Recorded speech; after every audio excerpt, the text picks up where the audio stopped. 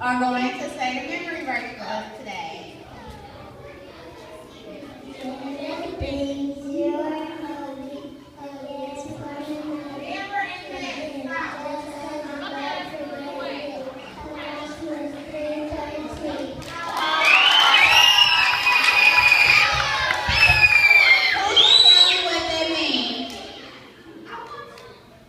Josiah, you had your hand up? Okay, who else can tell us what that means? Come on.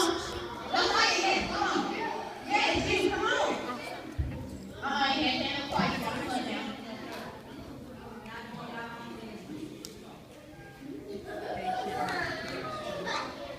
Quickly. Everybody give Josiah a hand.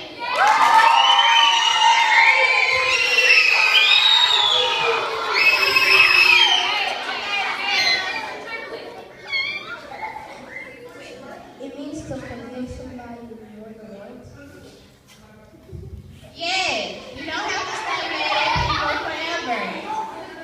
You don't have to pretend them no more. You don't have to stay mad at people forever. It is okay to forgive. God forgive us for the bad things we do, and we're nothing but human, so we can forgive other people, okay? Yes. Harry wants to come up. Let's let Harry come on up. Everybody give Harry a hand.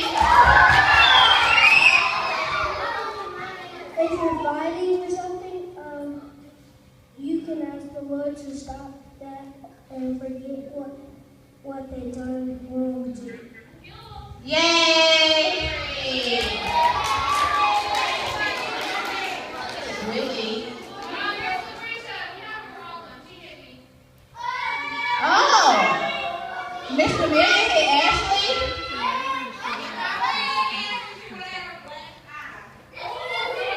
So what are y'all going to do? Are y'all going to stay mad forever?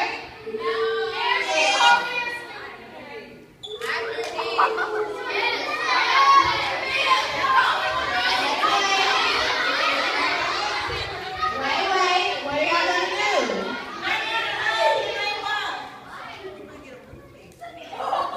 Let's get on, Miss Ashley and Mr. Million. Come on. What will the Lord do? That's right. See? Give him a hand.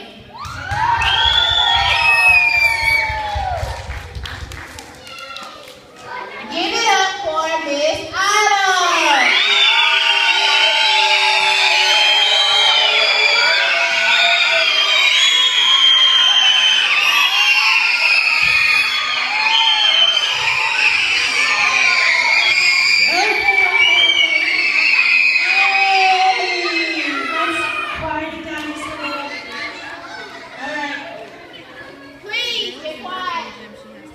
So Miss Autumn's not feeling super well, and my voice is kind of going away, so I need you to be extra quiet today and pay attention super well, okay?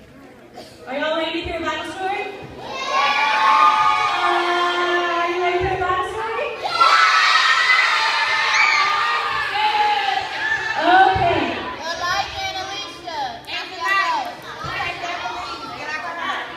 Once it's quiet, I'll start. Okay, so I'm going to read a little bit, and I'm going to talk about it, and I'm going to tell a story. So, in 1 Samuel chapter 16,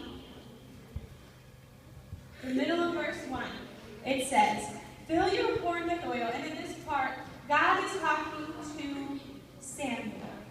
And so he says, "Fill your horn with oil, and be on your way. I'm sending you to Jesse of Bethlehem. I have chosen one of his sons to be king." The Lord said, "Take your heifer, which is like a cow." Raven.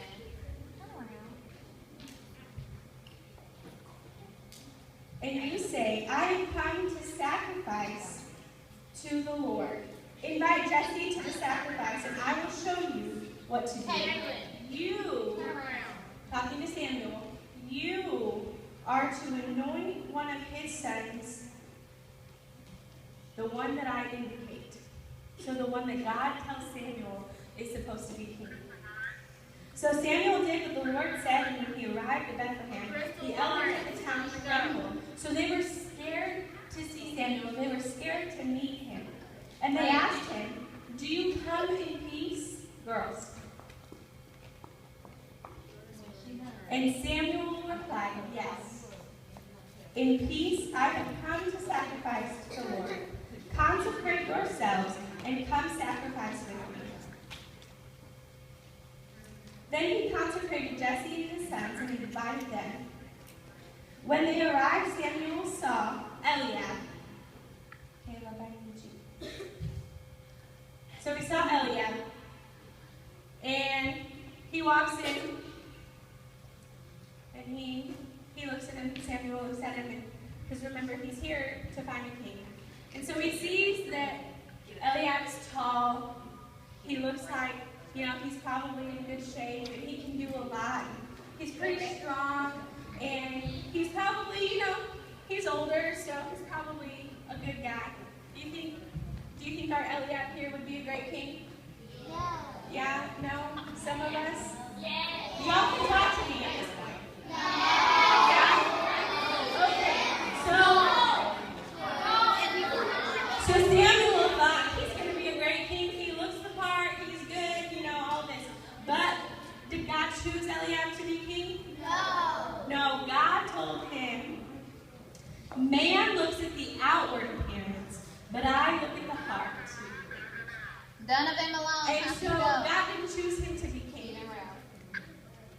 And Samuel thought for sure he was going to be king because he was big, he was strong. He's going to be great. But God looked at his heart, and God saw that. He didn't just see what we all see on the outside. Then Jesse called Abinadab, and he came before Samuel. But God said, "I haven't chosen Abinadab either." There was something that just wasn't what he wanted for king. So Abinadab here came before Saul, but he went on his way because he wasn't to be king either. And that happened over and over. And so along the wall there we see 6 fine boys. And Jesse brought 6 of his sons before Samuel. And each and every one of them, God said, "I have not chosen him." So Samuel looks at Jesse and he says, "Hey, so, do you have any other sons?"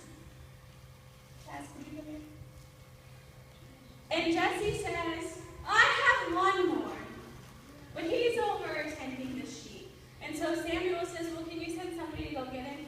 And so somebody goes, and he says, "We won't sit down until he gets here." So somebody goes on their way. And then comes David. He's the little brother. They probably think he's annoying. And he probably bothers them because, do you have little brothers and sisters that bother you? Yeah.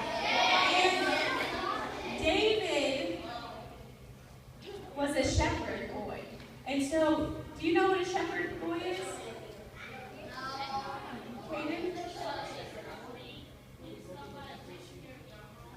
They take care of the sheep. So they watch the sheep and they make sure that the wolves don't get them and that nothing happens to them, that they all stay there. And so David walks in, and it says that he was ruddy with a fine appearance. So he was a handsome young guy. And when he came in, Samuel said, God said to Samuel, "Rise and anoint him, for he is the one I have chosen." So the littlest of them all, the one who Samuel thought for sure would not be king, the Lord saw his heart, came upon David, and chose David to be the king. So even though, if you look at Caleb, we brought him up here as Eliab, and thought, he's bigger, he's strong, and then there's little David here. Most people would pick Eliab because he's bigger, he's older, he's wiser. But God saw David, and God chose David. And so that shows that God doesn't look at how you look. God looks at what's in your heart. God takes to most people is a nobody. David was considered a nobody. People didn't care. I mean, he was out tending sheep, and when Samuel told Jesse to bring his sons in, he didn't bring David because he wasn't that important, because he was little and all of this. And so with this story, we see that sometimes it's the little